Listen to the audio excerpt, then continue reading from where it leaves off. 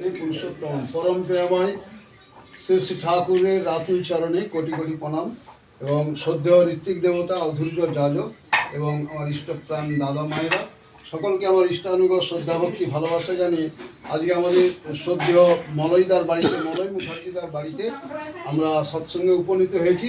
সৎসঙ্গের লক্ষ্য তাঁর পিতৃদেব তিনি প্রয়াত হয়েছেন এবং প্রত্যেক বছরের ন্যায় এই স্মৃতিতর্পণ হয়।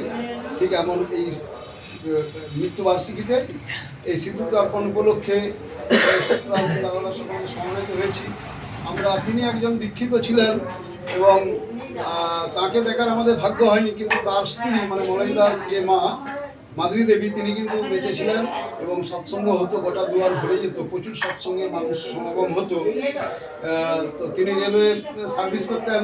তো তার যে তর্পণ এটা অব্যাহত রেখেছে আমাদের শ্রদ্ধেয় মলয়দা। তার প্রত্যেক ভাই উপস্থিত থাকতো সৎসঙ্গ যখন হতো এই অনুষ্ঠানে।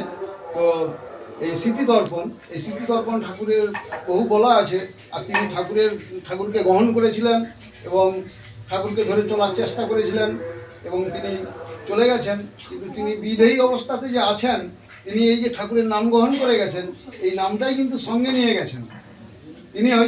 তিনি আবির্ভূত হোক কোথাও, মানে সশরীরে জন্মগ্রহণ করুক, এবং যদি নাও করে থাকেন, তিনি যদি বায়বীয় শরীরে সোল্ড হয়ে মানে আত্মা হয়ে থাকেন, তিনি কিন্তু এই ঠাকুরের নাম করছেন।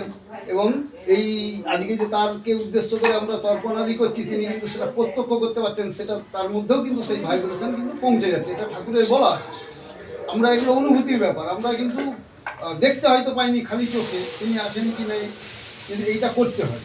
ঠাকুর বলছেন এইটা করলে কি হয়, এই তর্পণ পিতৃপুরুষের আশীর্বাদ ছাড়া, ঠাকুর বলছেন পিতামাতার আশীর্বাদ ছাড়া, পিতৃভক্তি ছাড়া, মাতৃভক্তি ছাড়া আমাদের জীবন সব দেবতার দরজায় কিন্তু কাঁটা পড়ে যায়।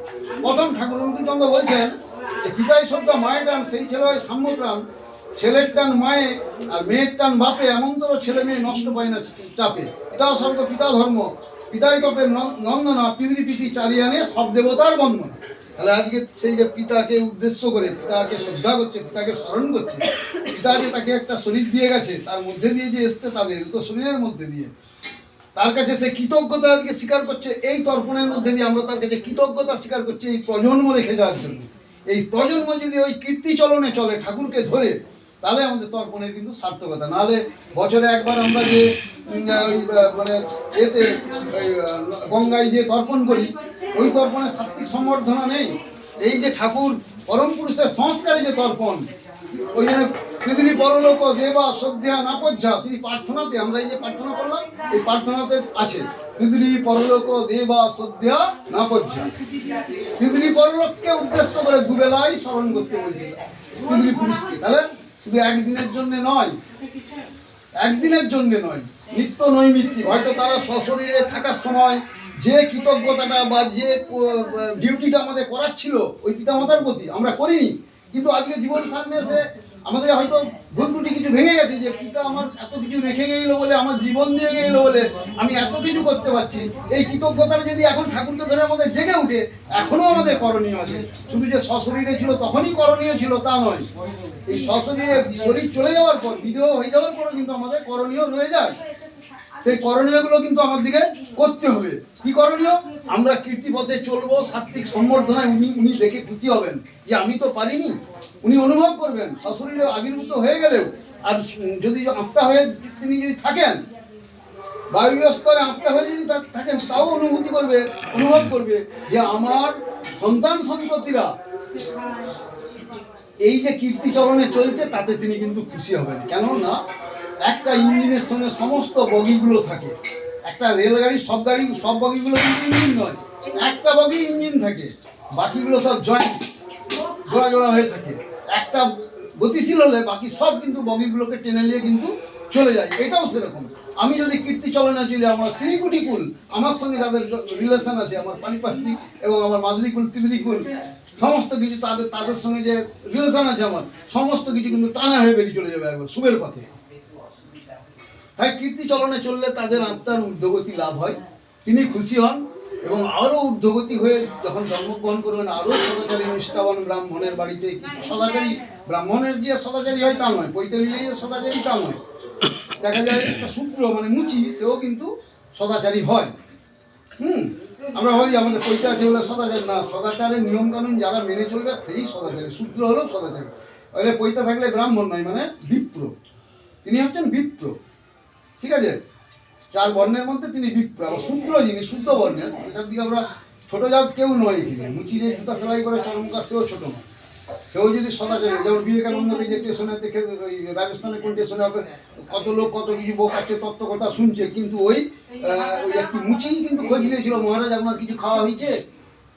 আমি তো দেখতে পাচ্ছি অনেকক্ষণ সারাক্ষণ আপনাকে কত লোক বোকাচ্ছে, কেউ তো খাওয়ার কথা বলেনি, আপনি ক্ষুধার্ত দেখেই মনে হচ্ছে, আপনি ক্লান্ত, আমি তো মুচি, আপনাকে রুটি করে দিতে পারবো না, আমি যদি জোগাড় করে দিই আপনি খেতে পারবেন, আপনি খান। তখন সেই বিবেকানন্দ বলে, আরে তুমি তো একমাত্র মানুষ, এই এত দামি দামি পয়সা বা লোক এসছে, তারা তো এই সাধারণ কর্মসংস্থান তাদের নেই, তুমি এই মানে এই জুতো সেলাই করো, বলছে তোমার হাতেই আমি খাবো।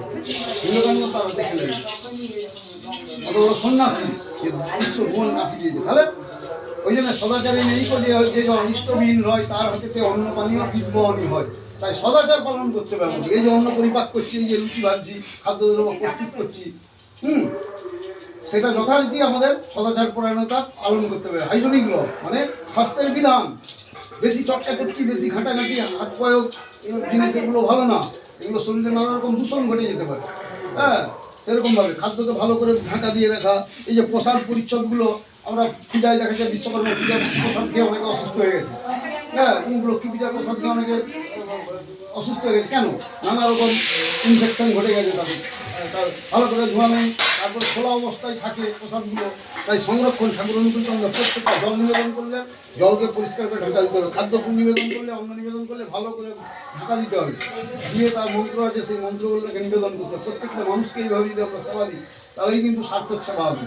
কারো ঘরে দেখবেন আলু ভাতে ভাত খেয়েও খুব মানুষ তৃপ্তি, কারো ঘরে হালুয়া, মন্ডা, মিঠাই, এই প্রসাদ খেয়েও নয়। তা আমার ঘরে কোটিপতি একজন, ওই সুবোধারের পাড়ায় ঘর একজন, প্রথমে যখন আমার ঘরকে যাই, তখন এনার বাবা ঋত্বিক তখন ছিলেন বেঁচে, তখন সৎসঙ্গ হতো।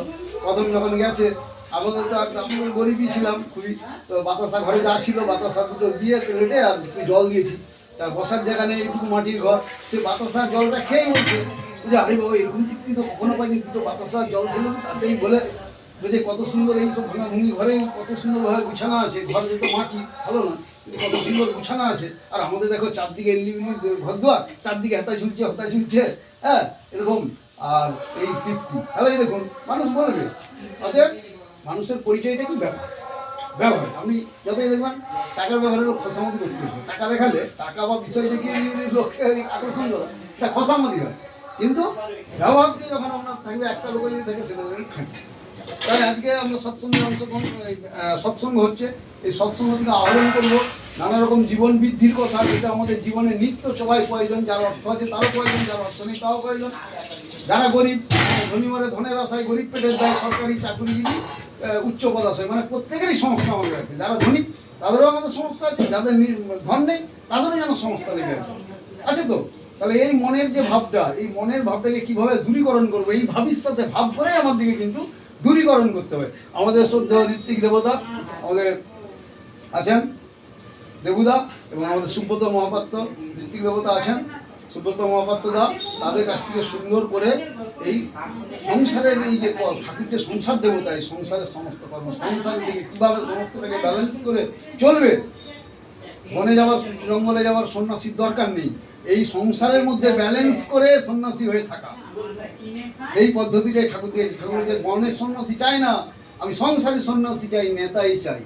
তাই সকলের সুদীর্ঘ জীবন কামনা করে আমরা যাতে সদাচার পরায়ণ এবং ইষ্টনিষ্ঠ হয়ে উঠতে পারি, আমাদের শ্রদ্ধেয় দুই ঋত্বিক দেবতা আছেন, তারা কিছু আলোচনা করবেন, আমরা সেটুকু সংগ্রহ করে নেব। জয় গুরু। বন্দে পুরুষোত্তম।